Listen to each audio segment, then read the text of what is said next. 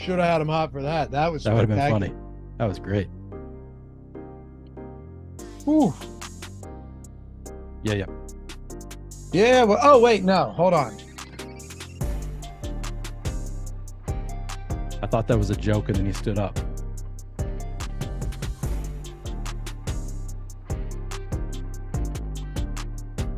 I will say, Jordan, as a producer, I expect you to notice these things before I do.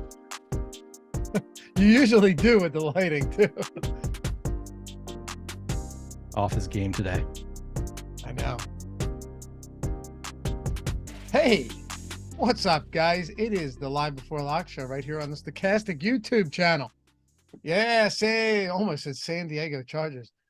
LA Chargers, Dallas. They haven't played like any. They have 5 primetime games left, like including this one. But I don't think they've played a single primetime game yet. Maybe I'm wrong. Feels Talking like about the Chargers? Have they? That's a good question. Now I feel like can't, they haven't. I can't specifically remember one. But I know I was looking over this. I was just, had a few drinks one night during a terrible football game. And I was like, let me see every team's remaining primetime schedule. And I believe the Chargers hadn't played one yet, but they have 5 on the season. I love Charger Showdown. Those are the most fun. They're fun. You know, there are some teams that just have no primetime games for the entire season. Neil, can you name them? Ooh, Buccaneers? No, they played the Eagles already on Monday Night Football. Oh shit. We're going back. Yeah, no, like none for the season. I feel like the Steelers already played one, didn't they? Steelers got one. Steelers have a few actually, because they're the Steelers. Oh man. I'm assuming the Vikings have one. Yep, they already played the Eagles. Oh, that's right.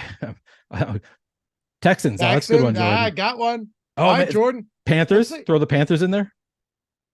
Panthers. I think the Panthers have one. I'm looking it up right now. I have it. I think the Panthers might have one, or they have 0. What else you got? There's a couple. Man. Like you should definitely. I know. Like I feel like I'm on the verge of some good ones. Like bad quarterbacks is what I'm trying to think of. Let's see. Have the Titans played one? No, but I think they have like 1 or 2. All right, Chargers have 6. Good. There's Good to hear. Yeah, there's 4 without them. Panthers have 1. There's 4 that don't have them. We already got the Texans. I've only got 1. Oh man. Yeah, just name them. All right, ready? Yeah. Texans, Colts, which is weird because I would have thought Anthony Richardson would have. Yep. Yeah, I thought about it and I was like, no, they're gonna have Anthony Richardson on 1. Falcons. Okay. That makes sense. But Bijan, like that still like feels like a missed opportunity. You missed the biggest, easiest one though. Arizona Cardinals. Oh, that is super. Yeah. Okay. That's fair. And then Rams only have 1. Panthers, Bucks, Commanders all have 1.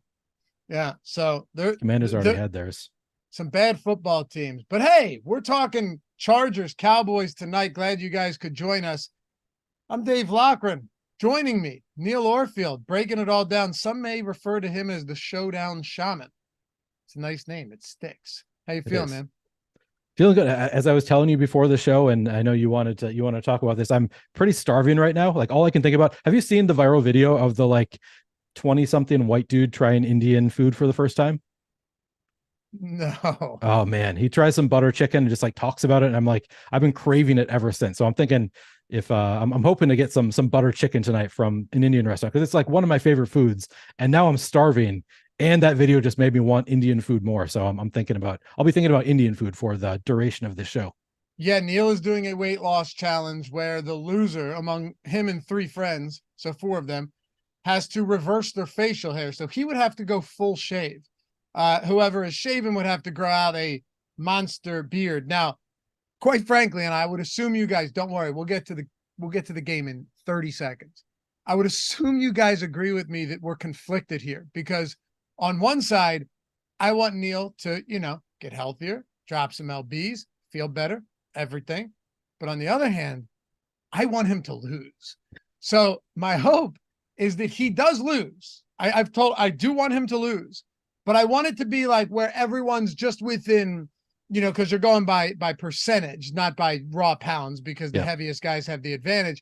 I want you to lose by like 0.1%, but still lose. And I think as a friend, that's a strong move.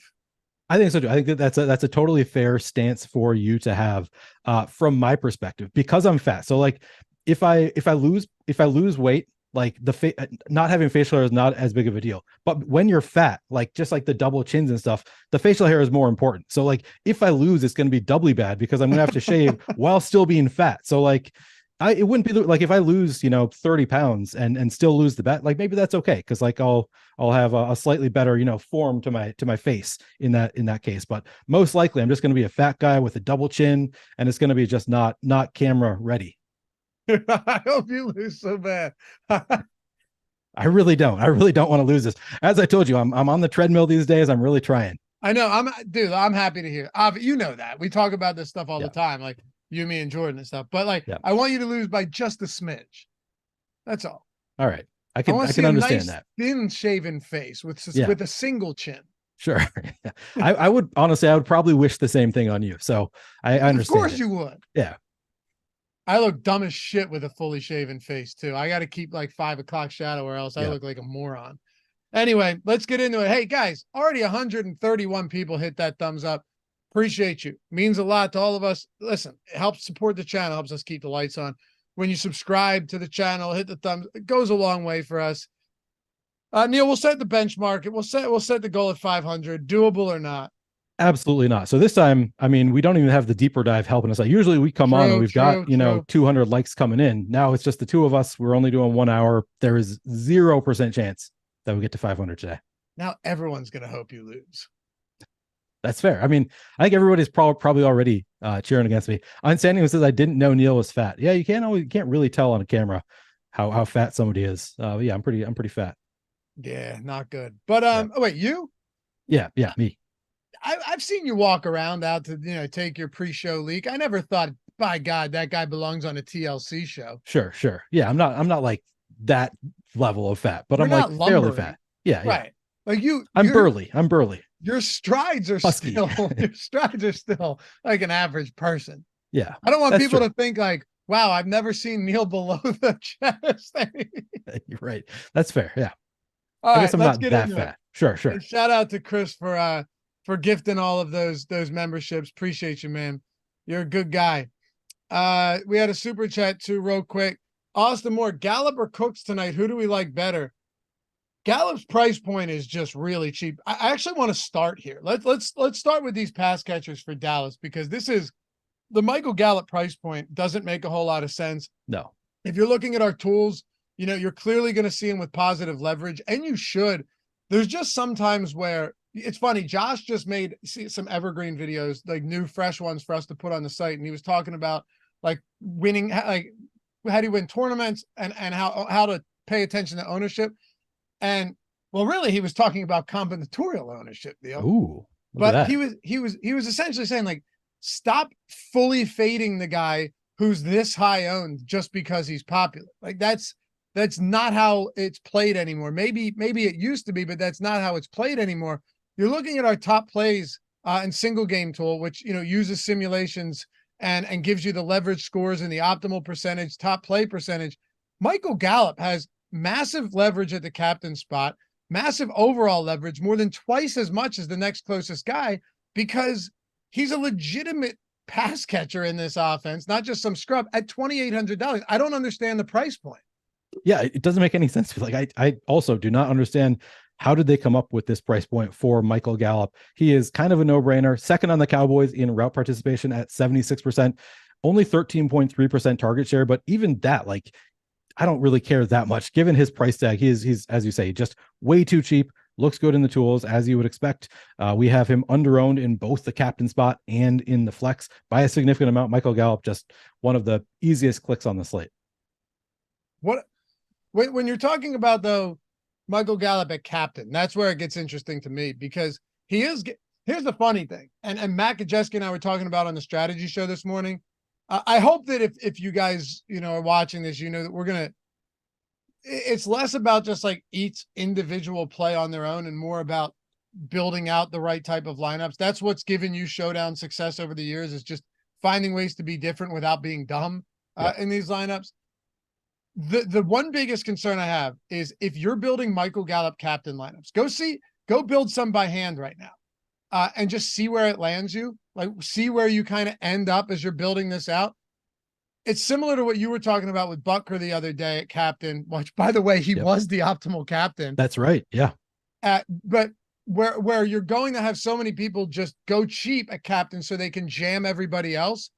Once you get those top guys past Gallup, that last spot is going to put you in a range where there's a lot of really nice plays. I think the way to do it, if you're playing Cooks in a large field tournament, or Gallup, sorry, captain, is it feels like you got to leave salary. Absolutely. Yeah. It's the exact same scenario as when we're talking about kickers and defenses. Like, it's going to funnel you to like a build that looks really good to you, where you're playing Gallup and the captain. That leaves you a lot of salary. You can play all these studs. And this is a game where there's a plethora of studs. So people are going to want to just pay up for all of the studs with Gallup in the captain spot. So you really do, I think, need to, if you're trying to avoid dupes, which I typically recommend. It's, long-term profitable lineups are not going to be duplicated a ton in general, with some exceptions. So typically I would recommend leaving salary on the table if you are playing Gallup in the captain spot. And I think that he could be like the optimal captain, even with leaving salary on the table. So yeah, I would not play a lineup that has Gallup in the captain spot and use the full salary cap. Not saying it can't win, it can win, but like, if you win with that lineup, you're going to win $10,000, which is great if you're only playing one lineup. Like, you'll take that ROI any day. Don't get me wrong, but like, over the long term, those kinds of lineups, if you play them over and over, you're not going to be profitable lifetime. Now, if you're playing one lineup a night, maybe you don't care about whether you're playing plus EV lineups. Maybe you just want to like predict the game script and play the lineup that you think is going to win. But if you're playing any number of lineups, you're going to want to be making plus EV lineups. So for me, if I'm playing Gallup in the captain spot, I'm leaving at over 1,000 on the table for sure in those lineups. Yeah, for sure. I guess, and I'll get to these other super chats in a moment. By the way, Malachar, I missed it. Thanks for gifting those subs as well, man. Both, all of you guys. And Peter, welcome to the team, brother. So would this make more sense to say, all right, Gallup is still a good captain, even though he's not chalk captain, but anytime like a sub 3%, a sub $3,000 guy is 5+%, I'm arbitrarily, I don't know the exact numbers, but you would agree, like, anytime a guy 2,800 is pulling 5.5% captain ownership, that's a good amount, right? Yeah, I mean, that's a fair amount of captain ownership. As you said, in the tools though, 5.4% projected ownership for Michael Gallup, 9.3% chance of being optimal in the captain spot. So like, he has massive leverage in the captain spot. Now, I will say, like, we often on these shows, we see that you have positive leverage on the kickers. And that's why I always have to warn, like, those aren't factoring in. Like, that's not the most plus EV lineups I was worrying about. So a lot of those instances where he is the optimal captain, it is going to be using the full salary cap. So I just need to give that warning of like you're probably, a lot of those optimal lineups with Gallup at captain are using the full salary, and they are going to be duped a ton. So, you just have to consider, like, do I care about being duped? And if you're playing one lineup, maybe you don't. Right. What about the idea of getting to some of these other pass catchers from Dallas as captain? Like, we can get the Pollard and all of that, but Jake Ferguson actually negatively leveraged at captain. I definitely do like this guy as a flex play. I have no even at captain, just the massive amount of red zone targets that he's had this year. 11 red zone targets is. I'm seeing positive leverage, by the way. You might need to refresh. I just refreshed after you said that. Oh, you're right. Yep. Okay. You're right. 2% positive leverage. Yeah. Okay. Yeah. No, that's my fault. I was looking at top play probability compared to captain ownership. So yeah, good call. Yeah, positively leveraged, third highest on the slate. You have him at a reasonable price point. 11 red zone target. That's basically double the next closest player. He has 6 inside the 10 and 4 inside the 5 this season, which is pretty amazing. Just, they're kind of using him in that Dalton Schultz way. He the big bodied guy, pass catcher in the red zone, near the goal line. They've liked Jake Ferguson a lot. So I think the touchdown equity there is significant. Plus 270 to score a touchdown today looks nice as well. And then once you drop past that, you're getting to like Brandon Cooks, 4% captain, 4.8% optimal captain. I guess what I'm getting at is, all of the non-CeeDee Lamb guys, even though he seems fine as well, but I'm talking about the cheaper pass catchers for Dallas. All of them look pretty decent at captain today. Yeah, I mean, they look decent across the board. Like, for whatever reason, the pricing just feels really soft with these Dallas players in general. Like, across the board, kind of, I feel like Dallas is a little bit underpriced. As you said, you've got Jake Ferguson there. Jake Ferguson looks like an incredible play tonight. 27 targets through 5 weeks. 5,200 just feels like too little of a price tag, particularly in this matchup with this Chargers defense that has not been very good this year. Have to love Jake Ferguson. And then Brandon Cooks right there at 5,400 as well. They haven't really found a way to use Brandon Cooks so far. Like, he hasn't really done anything, but he's third on the Cowboys in route participation, 72.7% route participation on the year, and a 15% target share, also third on the Cowboys. At some point, you got to think Brandon Cooks is probably going to get going. I know I think he's 30 years old, or he may have hit an age cliff. There is that concern with Brandon Cooks, but I think he's going to have his spike weeks, and this feels like a good spot for Brandon Cooks to potentially have a spike week. So yeah, they all just, and then even the studs I feel like are a little bit underpriced for the Cowboys. CeeDee Lamb at 9,000, Pollard at 9,600 relative to Keenan Allen and Austin Eckler. Like, all of the Cowboys just feel too cheap, and they have the better matchup than the Chargers do. So yeah, the Cowboys looking pretty good due to their pricing. And as far as like playing them in the captain, yeah, as you said, like, we've got some positive leverage on Gallup, we've got positive leverage on Cooks, we've got positive leverage on Ferguson, just like across the board. Not the expensive guys. We don't have, actually we do on CeeDee Lamb, we have slight, basically neutral captain ownership versus optimal, slight negative on Tony Pollard, but like all of these cheap Cowboys guys have some positive leverage in the captain spot, which is nice. The Cowboys have scored 40, 30, so 40 points, 30 points, 16, 38, and 10. Decent amount of scoring from them. What do you think Dak Prescott's touchdown to interception ratio is through 5 weeks? Oh man, I have not looked that up. Well, don't, please. All right, yeah, I'm going to do it off the top of my head. I'm going to say like 7-6. Okay, not a bad guess at all. 5-4. Okay, that's their defense has scored so many points in those games. It's crazy. 5-4. Yeah, 5-4. Pretty wild stuff. Which kind of brings me to CeeDee Lamb here, where you look at this team, the offense hasn't really clicked. Like, Dak was terrible in a tough spot against San Francisco. 12-point loss to Arizona. He was not particularly good at all, under 250 passing yards.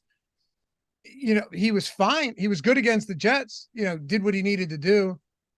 He would, whatever against the Giants, didn't need to do literally anything. Patriots is another one of those spots where they just steamrolled him. He was good, but the CeeDee Lamb spot that's weird to me, 21.7% target share. And the trouble I'm having with this Dallas team, you and I discussed it. We talked about it before the show. I talked about it with Matt this morning too. And I'm sure you guys watching would agree with this. It feels like we have a 1-game sample when you're looking at routes run and when you're looking at snap share. I feel like the best way to evaluate the Dallas Cowboys through 5 weeks is just take the fourth quarter off of 4 of these 5 games and evaluate it that way. Because 4 of 5 games have been massive blowouts where in the fourth quarter, these guys just aren't on the field because they don't need them, whether they're winning or losing. Yeah, that was going to be one of my better tidbits of the day, is that people, in case anybody want to play Deuce Vaughn, because like he has gotten a little bit of run for the Cowboys, but just looking at the splits, it's like all in the fourth quarter of blowouts. Like, he gets almost 0 run outside of the fourth quarter blowouts. Of course, Deuce Vaughn is inactive, so we can't take advantage of that today. But yeah, it's bizarre how little, like we like the closest game they've played was against the Cardinals, where I think they lost by 12 or 14. I can't remember what the exact 12, yeah. 12-point favorites, lost by 12. That was absolutely bizarre. But like, yeah, we don't have any kind of sample size of the Cowboys just being in a competitive game for all 4 quarters. I feel like this one, I'm hopeful that this one could be, like, obviously no guarantees, but like, this feels like the kind of game that these teams should be able to stay pretty competitive with the Cowboys defense, hopefully slowing down the Chargers a little bit. And then of course the Cowboys have the better matchup with the Chargers. So it should be a fun game, should be a close game. Hopefully this will be the first time we actually see the Cowboys in a competitive game. Man, here's a good question on a super chat. Luke Stone, what's up, Luke? Thank you. I'm playing one lineup in the DK, the $4,494 Millie, Neil. Who is your favorite captain play for this sized field? It is a 500-person field. So I've actually been talking with somebody in DMs who had won a ticket to that contest as well. So I've been, just kind of giving him my thoughts. I think it's Tony Pollard for me, probably, like just the price tag, and has the big ceiling. I feel like Pollard feels like the best captain for me for that kind of size field. Okay. I did give that same advice to another person in the contest, but I don't think one other person is really going to affect anything, even if he does listen to me. Yeah, yeah, exactly. So Pollard would be your go-to there? Yeah, Pollard would be he's just in such a great spot against this Chargers run defense. He should get the majority of carries. Obviously, Dowdle is involved somewhat, but like Pollard hasn't really had his breakout so far this year, unless I'm misremembering and forgetting something. I don't think he's had any huge games. This feels like if it's ever going to happen for Pollard, this is the spot where it should against this Chargers defense. So I'm thinking Pollard is my favorite captain tonight.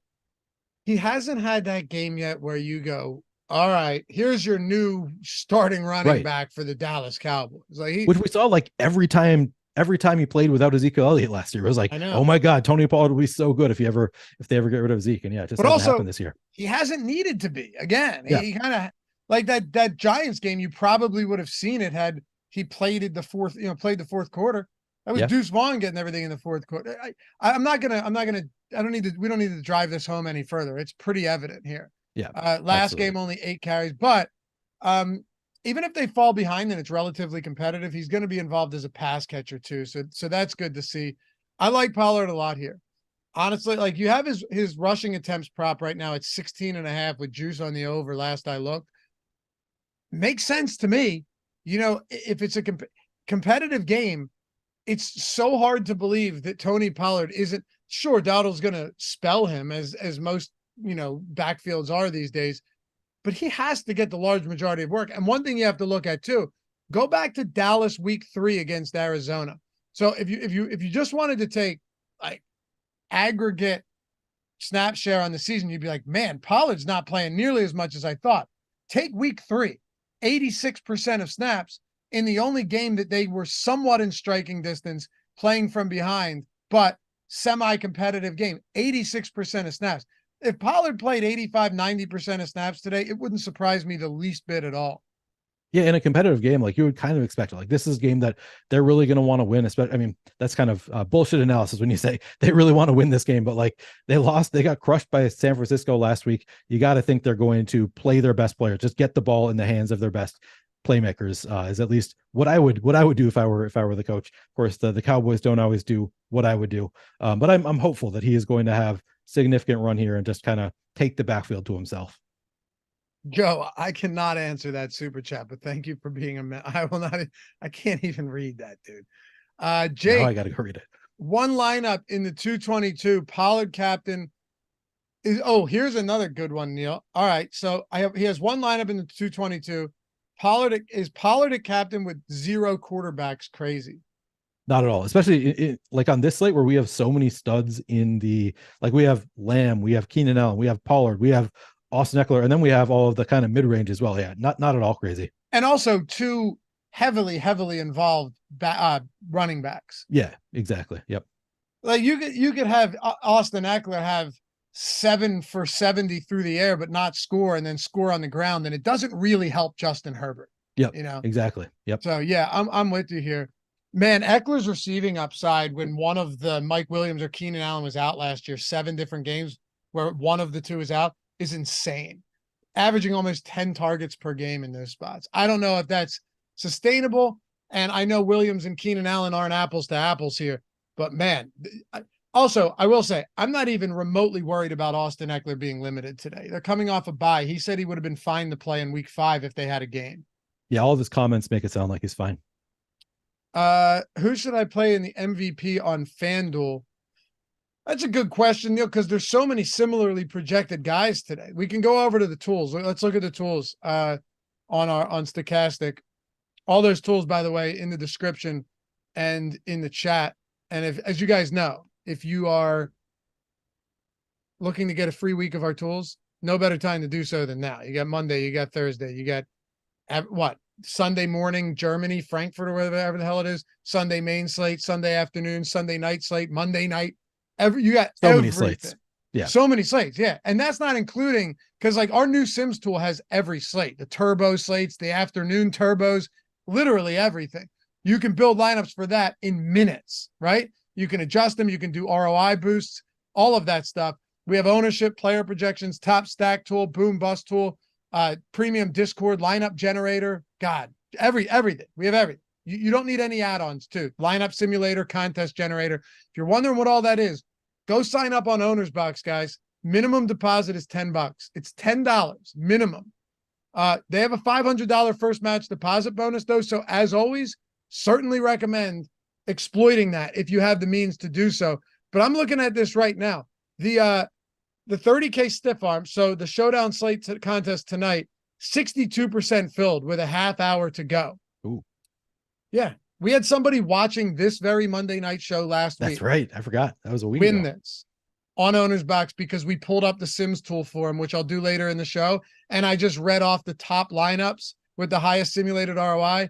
And in the parking lot, he plugged them in on his phone and won. Yeah. So the tools work. I know that much. Yep.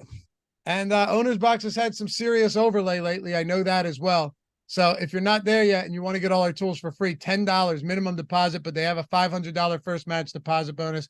They have super flex contests for the bigger slates, which is awesome. You don't have to worry about getting burned by a defense, and you can do wild game stacks and many other things with multiple QBs, an unsolved format, one that you'll want to check out, and all of our tools 100% free. You don't need a promo code.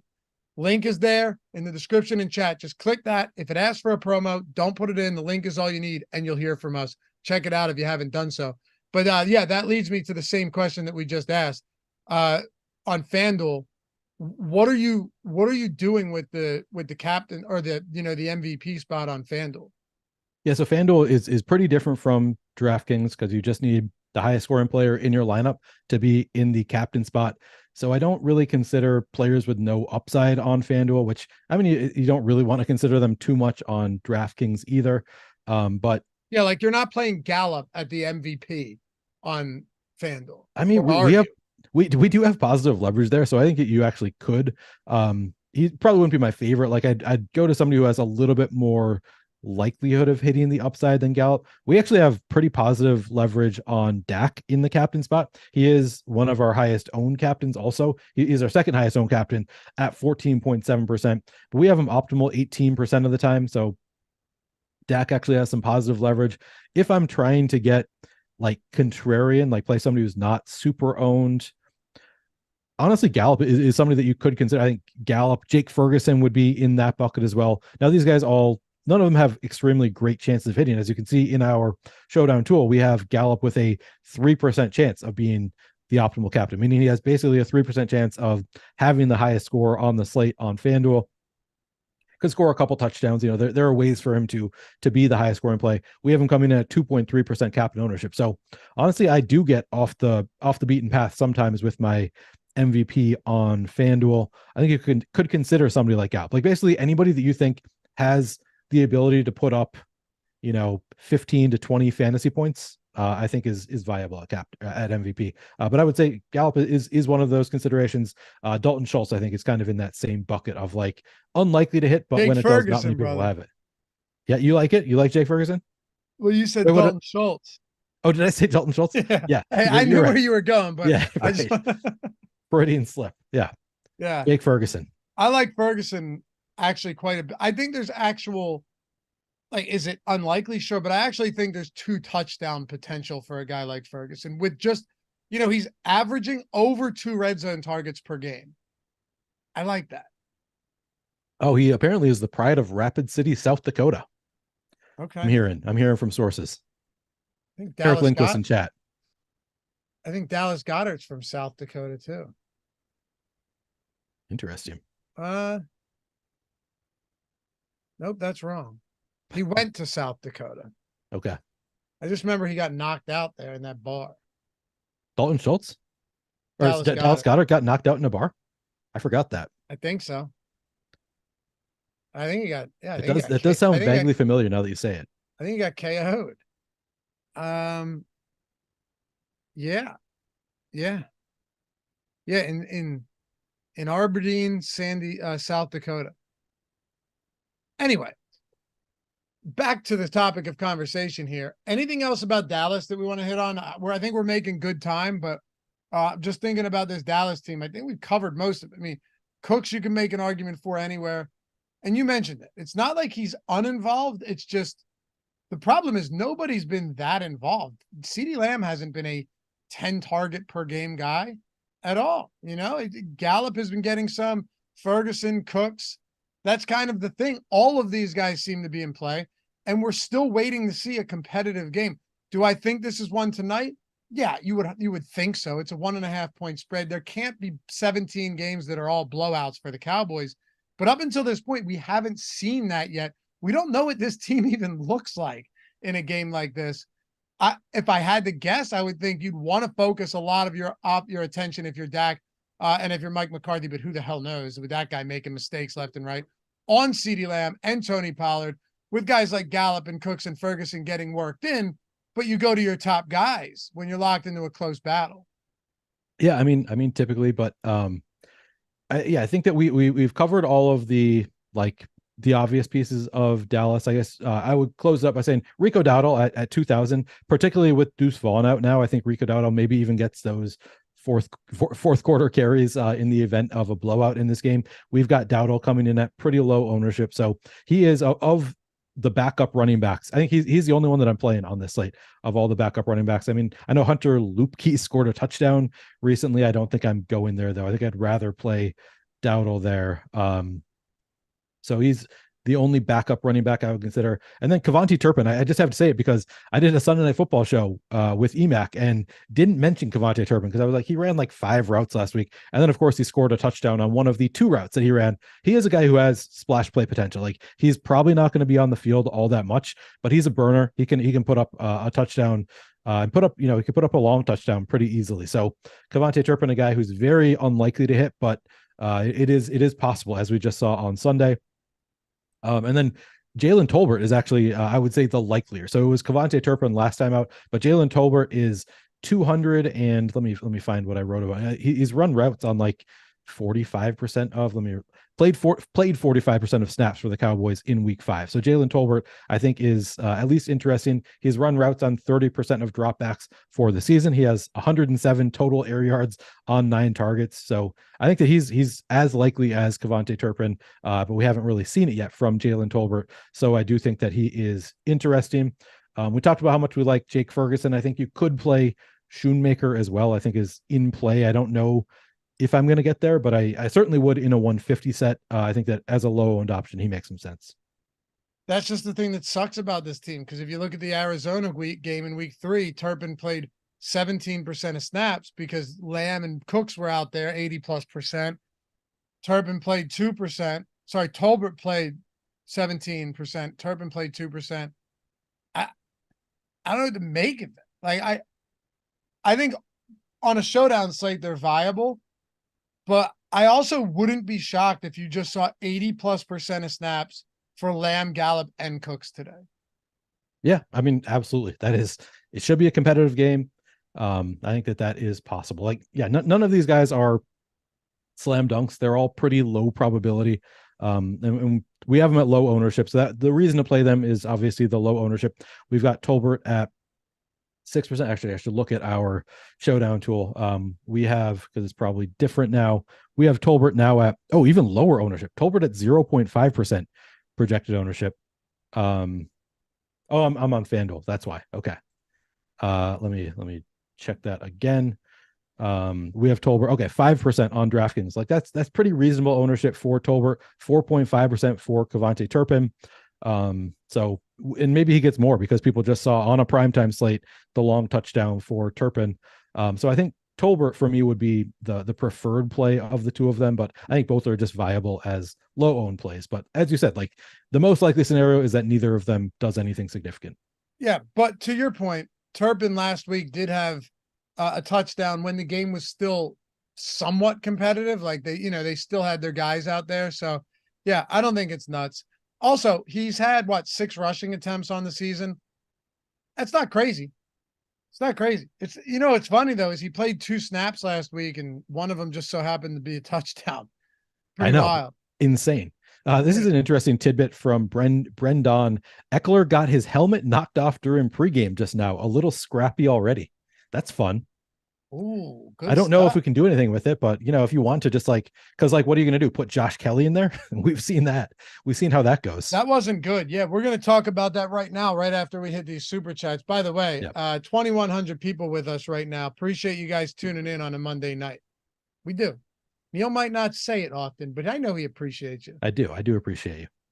We will get to 500 likes, by the way. We are 132 away with 2,100 people watching. Good luck with that. All right. Can't get me down with a super chat. Thanks, man. Said Eckler or Herbert. Thanks for helping me win 17K last week. Damn. All right. Damn. All right. Awesome, man. Love to hear it. Is there really a good answer for that, though? I mean, they're both great plays today.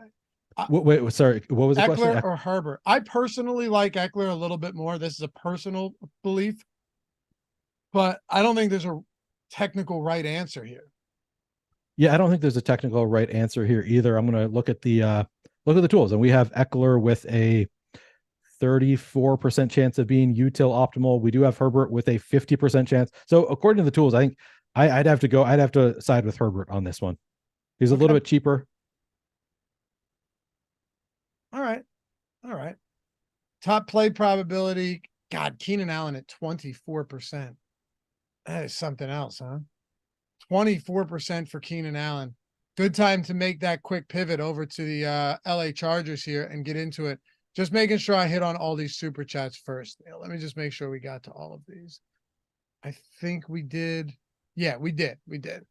All right. And if you guys have them, I'll look at them. Makes it super easy. Now you can just sort by fan funding on this and find them all instead of having to scroll through all that shit. So the Chargers don't have Mike Williams, but they have Keenan Allen. They have Austin Eckler back. Mind you, they're coming off of a bye week, which is massive. I think like Eckler should be good to go unless, he hurt his neck or something, getting his helmet ripped off. Once you get past that, though, without Mike Williams, you're talking Gerald Everett, you're talking Palmer, who was questionable, hurt his groin on Saturday, but he's good. Joey Bosa is playing too, by the way, guys. For those of you who are wondering, he's active. You have Joshua Kelly, you have Quentin Johnston, but they haven't really used him much at all. Even after Mike Williams went down, Joshua Palmer was still getting the bulk of opportunities. Donald Parham, who's seen some shots in the end zone. Is Parham officially in? He is. Yeah. Okay.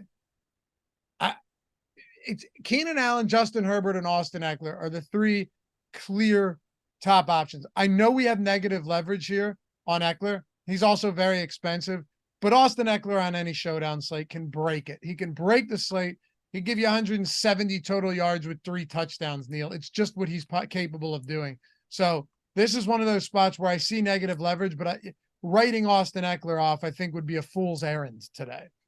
Absolutely. Yeah, I agree with you. I mean, Austin Eckler is somebody who's going to be in a good number of my lineups. I actually don't have as much as I feel like I probably should. I mean, I've got him in under 50% of my lineups, which is probably fine. Given his price tag, I think I'm comfortable with that. It's probably happening because I'm leaving salary on the table, forcing salary to be left on the table, and he's the most expensive player. So I guess it makes sense that I'm not getting to a ton of Eckler. But yeah, I'm forcing in some Eckler because he's too good. He's as you say, got the one of the likeliest on the slate to have 100 yards and 3 touchdowns and just completely break the slate and make you hate life if you don't have him. So yeah, Eckler, one of the clearest slam dunks here on the slate.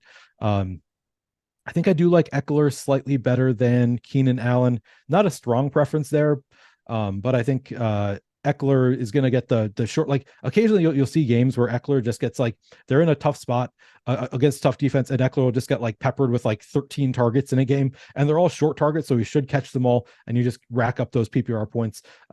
Keenan Allen kind of has the same thing, but I think with Eckler back, I think Keenan Allen's upside decreases a little bit, so I'd prefer to just go to Eckler of the two of them. And then I think that I like Justin Herbert the best, just because he's a quarterback. He's got clearly the highest floor.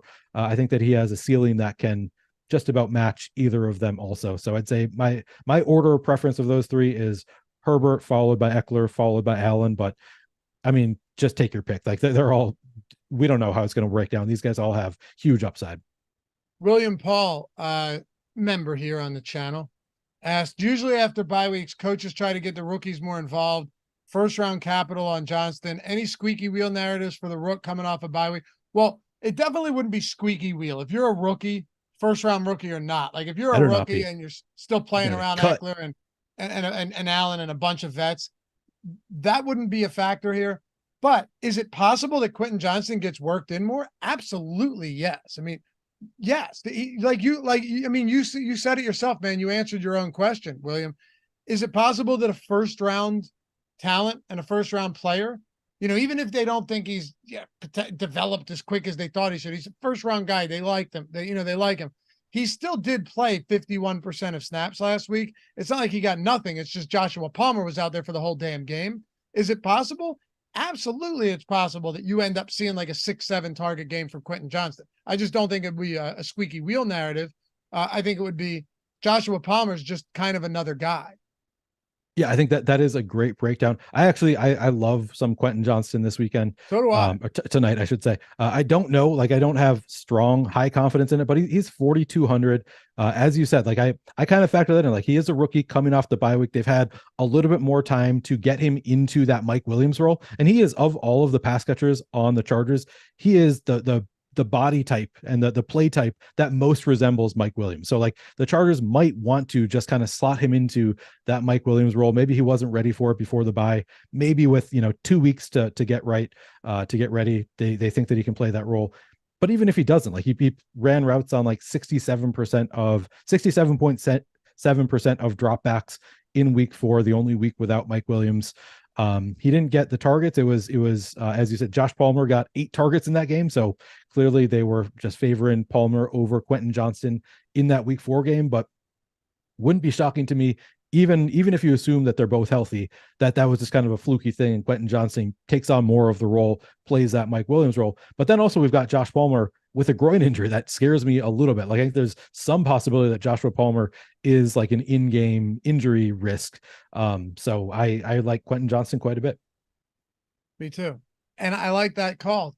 It's funny. Remember last week, I was like, who knows? Travis Kelce could hurt that ankle again. And he did late in the game. He did. He tweaked it again, missed a couple plays, but then he came back out. Okay, that's right. So it made no difference. But point is, that stuff can, especially with a groin. Somebody mentioned in chat that Palmer could be used as a decoy. I mean, you're not using Palmer as a decoy. Yeah, nobody's falling for it. Yeah, they're not. I don't think Cowboys on the other end, they're like, fuck me, man. Palmer's active tonight. No. I'm not saying anything bad about it. He's fine. He's a fine. He's a jag. Receiver, he's a jag, just like Jerry Jeudy. Yeah, just another guy. Yeah. Did you see that whole spat? Yeah, Steve sure Smith? did. That was fun. Sure did. You talking about with Steve Smith? Yeah. Yeah, I saw that. That was something else, man. Really was. Yeah, I think ultimately when you're talking about this Chargers team, you can't go wrong in any capacity with Keenan Allen. He's just a good play, positively leveraged despite the ownership. 24% top play probability. It's really hard not to like a guy like that when the volume is so massive, right? Like I understand the last game they played, he actually saw his lowest target share of the season with Mike Williams out. Only had 4 targets. You can't be telling me that's indicative of what we're going to see in the future either. Like he's the guy. He is the guy. Justin Herbert leans on him week in and week out. He has a 31% target share, despite that week 4 game where he didn't see a ton of looks. And then behind him, Eckler has the next highest target share. How hard is it to build lineups where you're going Herbert, Allen, and Eckler? You have to go cheap captain, right?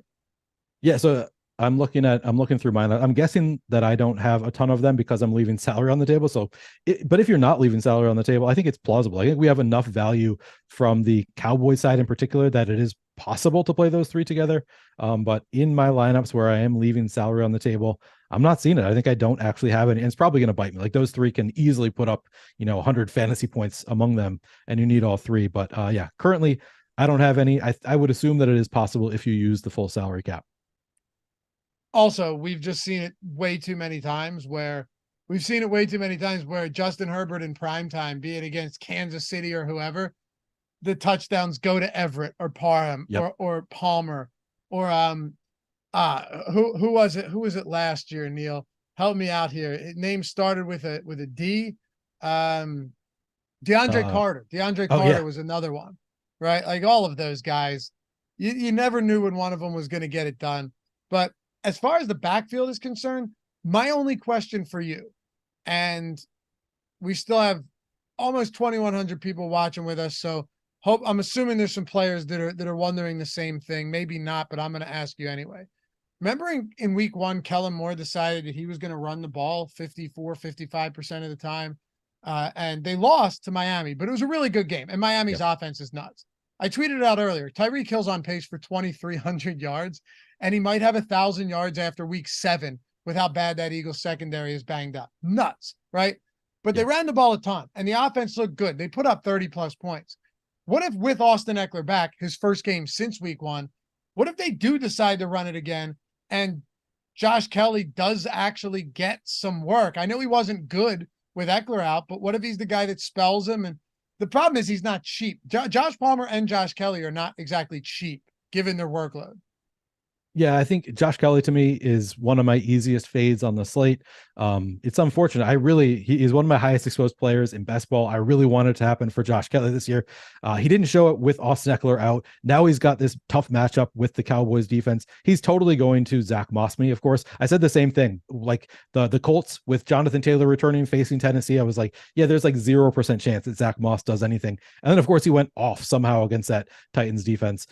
This is similar odds, I would say. I don't really see a way for Josh Kelly to make me significantly regret it unless Austin Eckler does get hurt or something. I guess he's got that contingent value, but even then it's like he's 6,400. It just feels so unlikely for Josh Kelly to hurt me. I'm not going there. All right. Which is unusual for you, Neil. Usually you're a backup running back guy. I am. And I told you, like, I'm playing Rico Dowdle, but yeah, just too expensive. I guess if I were to go to a backup running back, maybe I'd consider Isaiah Spiller would be the guy, but I'm most likely just not going there. Shout out to you guys. Crushed 500 likes. We still got plenty of time to, I told you, man, it's just quick work. We got good people here. We do have good people. Okay. So a couple things I want to get to. I want to get to kickers and defense because we've seen in these showdown slates, I didn't play the London game, Baltimore and Tennessee, but you guys can tell me, was Justin Tucker the captain in the winning lineups? Did you play that? I only played one lineup in that, like the morning of, I decided to enter one. I believe he was the optimal captain. And I did not have, that was actually my final decision was between a kicker and a defense. And I thought it was either going to be Justin Tucker or the Ravens defense. I went the Ravens defense and regretted it. I played one lineup too. Like an idiot. Like I should have actually put I did not catch, but I didn't either. I hand built one line. It was just like, I was in bed. Did. Like, yeah, I'm just going to hand build the lineup. 9 o'clock game. Yeah, exactly. Yep. That's the degeneraate in both of us. Just exactly. It was like I had no intention of playing it. And it's like, might as well. Something to monitor while I'm making lineups for the main slate. Exactly. And every time I've done that with those London games or those Europe games, it never ends well when I'm like, I'll hand build a lineup real quick while I'm prepping for my show. No. Never ends well. Yeah, it's tough. I was trying to see. Oh yeah, Neil, remember how we talked about the sinners being the chat? Atone for your sin. So I mentioned it to Matt this morning. The chat is going to be the sin bin now, like a hockey sin bin. Hockey, like a penalty box slang. The sin bin.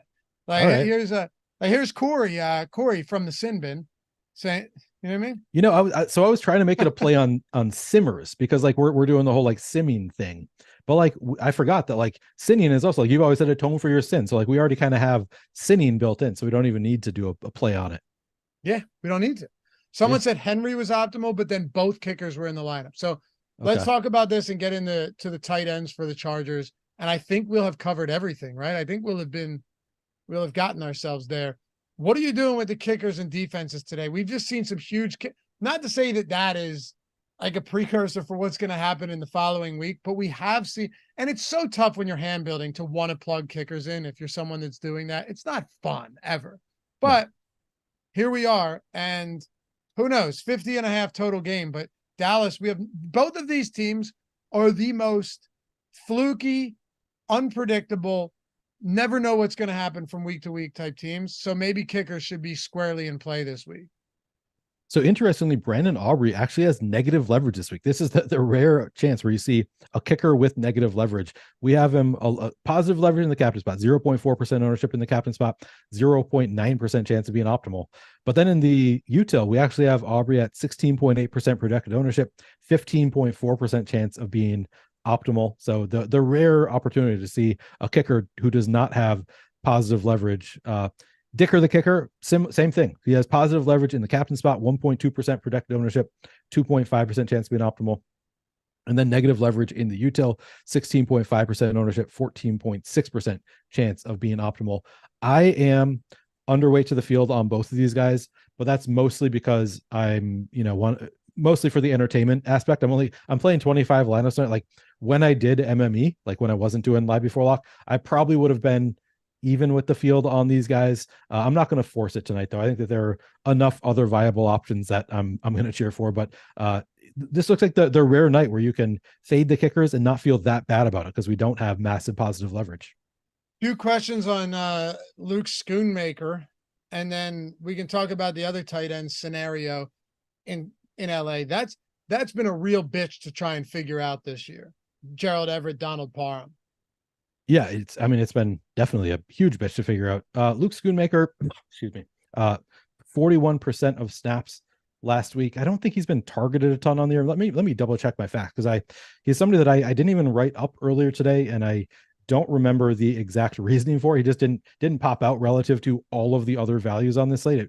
It feels unlikely to me that he is going to be optimal. I think that he's in play, like Dallas does for whatever reason, like to get multiple tight ends involved. But let me actually look up what Luke Schoonmaker's stats look like because I don't want to just be wrong about this. Okay, we have. While you look it up, Sean V said it's very easy, or it's easy, Lavi. It's been Everett inside in between the 20s and Parham in the red zone. Yeah, I get that, but I mean, it's still like you can't. Parham isn't someone that you can rely upon. Like they still have to get. Let me put it to you this way: when I say it's been a bitch, I mean that it's been a situation that if you're ever on a main slate, targeting this tight end position for the Chargers is basically a stay away. Yep, that is 100% correct. Yeah, he is correct that is the situation. It's like I said this. I did a show. I think it was Outside the Box, talking with Scott, where somebody brought up playing Donald Parham, and I was like, he gets like 0 targets outside. He has 4 end zone targets on the year out of his 8 targets. Like the only way he's really going to hurt you on a main slate is if he scores 2 touchdowns on that main slate. And then of course he did that very week, scored 2 touchdowns on the main slate when I faded him. Similarly here, like he's at a price point where I think 1-2 yard touchdown probably not going to be enough to really make you regret it. He would need multiple touchdowns. He is getting those targets. So if you want to play, if I were going to play one of them, it would be Donald Parham. I'm actually fading both of the tight ends from the Chargers here. I'm not playing either of them. It's crazy how low Gerald Everett's he has like 40 air yards on the entire season. Gerald, he has like 71 receiving yards, something like that, but 40 air yards on the entire year. Just like not seeing anything downfield. I really had a lot of hope for Gerald Everett this year. Hasn't been happening though. I'm fading them. I might seriously regret it. But yeah, I'm not playing them. Looking at Luke Schoonmaker, so he has seen his snap share go up since Peyton Hendershot has been up, and he's run 14.5% of routes on the season, but he has 6 targets. He has 1 reception out of 6 targets on the year. If I were playing 150, I would probably play some Schoonmaker. I'm playing 25 lineups tonight. I don't have any Schoonmaker. He's 200, so if he does score a touchdown, might be enough to be optimal. But I don't think that's a guarantee given all the other values here. So for me, this is a slate where like there's enough good value, like players who were really involved, that I'm not going to the Schoonmakers of the world. All right. Couple other things I want to talk about. By the way, there's still 1,700 people in here with us. If any of you are from Colorado, listen for your state, Virginia, Idaho, Iowa, New Jersey, or Kentucky, use the link in the description or in chat to get $150 free when you bet $5 on Bet365. It's that simple. They're new to the States. They're saying we want to give you money. You sign up, you deposit $10 with the link. you get $150 when you bet 5, win or lose, does not matter one way or the other. If you're in Kentucky, you deposit 10, you bet $1, you get $365 from Bet365. Best offer out there, hands down right now. So if you're in those 6 states, Colorado, Ohio, Virginia, Iowa, New Jersey, or Kentucky, take the free money. You're making hundreds of dollars in a couple of minutes to sign up, deposit, and verify yourself, and put $10 in your account and bet 5 or bet 1 and get 365 if you're in Kentucky. It's huge. So you can win tonight without actually having to win. Must be 21 years or older to gamble. If you or someone who has a gambling problem, please call or text 1-800-GAMBLER. All right, favorite captains for tonight's slate. We do this all the time, but like favorite captain and the captain that you think will be most likely to be the guy. So 2 different questions there, provide a little bit of nuance. All right. So first of all, I want to answer earlier. I just realized that my newest crunch, my very top optimal lineup has all of Herbert, Eckler, and Allen. So you asked earlier if it's possible to do that. I have a lineup actually leaving like 2,000 on the table that has all 3 of them in it. So it is possible. Okay. My favorite captain, I said it earlier in the show that Tony Pollard is my favorite captain. Who do I think is going to be? So Tony Pollard, I love because he hasn't really gotten there yet this year, but he should be involved. He should, I think, have a significant role for the Cowboys here. And it's such a run funnel defense for the Chargers that he just stands out to me as a player who is really likely to get there. And you don't really need to correlate him with anybody like you need to with quarterbacks. So Pollard is my favorite. I think that Pollard is also the player that I think is most likely to be the optimal captain. I'm trying to think if there's anybody else that I significant. So I'm actually looking at my lineups. I'm not playing anybody off the wall. So I set my cap at 20%. Ownership for any individual player at captain. Here's the captain I'm getting to. Only one that will surprise anybody at all. So the players I'm getting to: Herbert, Prescott, Pollard, Allen, Lamb, Eckler, and then the one who might surprise people a little bit is Michael Gallup. I have a couple shares of Michael Gallup captain is the only other oddball. Yeah, I'm kind of going. I'm not going too off the wall with the captains. Interestingly, yeah, I don't think you need to. I mean, I'm just looking at this now. It's not a surprise at all that you're getting, let's see, 6% Ferguson at captain, 5.5% Gallup at captain. A lot of these less expensive guys, you're getting decent captain ownership for their salaries. Usually you don't see this. It makes sense because there's so many good high-priced players, from Pollard to Allen to Lamb to Eckler to Herbert to Prescott being another high-priced guy. The builds that intrigue me the most are just going full out studs on both sides, like Allen, Eckler, Lamb, and Pollard without the quarterbacks. Yeah, I don't mind that at all. It's definitely a different build, but it's not out of the question that something like that could work. Yeah, no, absolutely. Patrick Coyne asks, what kind of contest is Neil playing? I'm only playing the largest field stuff. So I'm playing the $3 20 max, and then I'm playing the large field milli maker type contest. Hey, you can follow Neil. You some great threads you've been putting out for these milli maker slates, these Monday night, Thursday night slates. I've enjoyed reading them. Follow him at Player Q DFS. See that right under his name, Player Q DFS. Follow me at Loughran_D, LOUGHY_D.